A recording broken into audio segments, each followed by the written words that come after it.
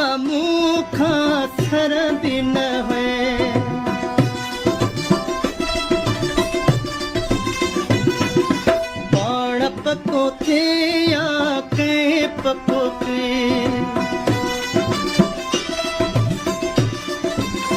घट सिवा मुखा सर दिन हुए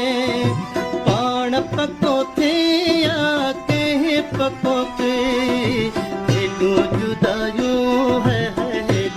जुदायूं ही नात नवा